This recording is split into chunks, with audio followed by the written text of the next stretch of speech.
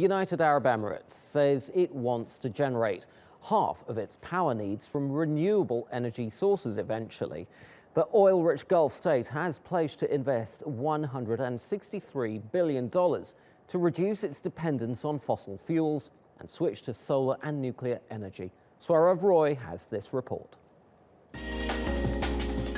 It's known for its rich lifestyle, fast cars and impressive skyscrapers. The United Arab Emirates is the hub for oil and opulence. It's one of the largest exporters of petroleum in the world. It produces almost 3 million barrels of oil per day and exports more than 80% of that. But the oil-rich kingdom has just turned a page. It says it will no longer depend solely on oil as a source of energy and will balance its economic needs and environmental goals. The aim is to provide 44% of the country's energy needs from renewable sources, 38% from gas, 12% from cleaner fossil fuel, and 6% from nuclear energy. All this by 2050. Last year, Dubai announced plans to build a 1,000-megawatt solar power plant by 2030. And it says that by then, 25% of its electricity will be generated from renewable resources. UAE's capital Abu Dhabi has also opened up the world's largest operating solar power plant, which provides electricity to 20,000 homes. United Arab Emirates is one of the sunniest regions in the world, but it is still far from being a world leader in solar energy. Now, many believe, with its new future smart energy policies and projects, UAE will set just the right example for other oil-producing Gulf states. Sourav Roy, TRT World. For more on this story, environmentalist and writer Dr. Tony Juniper joins me now from Cambridge in the UK. Tony, thanks ever so much for joining us again on Money Talks. Tell us a little bit more about why the UAE is doing this at this time.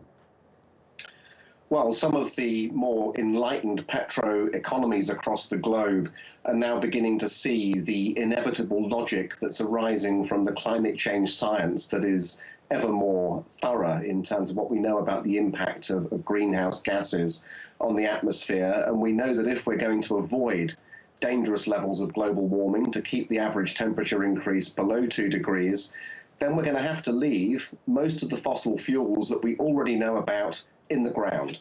That's the inescapable conclusion of what we know about the impact of pollution on the atmosphere. So you can either ignore that and you can stick your head in the sand, literally in the case of some of these Gulf countries, or you can start to develop a long-term strategy to make an exit from fossil fuels and get into some of these clean technologies which are going to be the future. And it's wonderful to see that the Emirates has not only put 2 and 2 together, but is actually acting upon that and beginning to set out these very bold targets backed by very serious resources to be a world leader in renewables, even though it's sitting on a vast amount of oil and gas. Sure. So this is something Tony, which I think you're absolutely right. You're absolutely right there. I think you're in saying that the environmental concerns and the scientific logic is playing a strong part in this. But equally, dare I say, are the market forces. I mean, in many parts of the world now, renewable energy is actually getting cheaper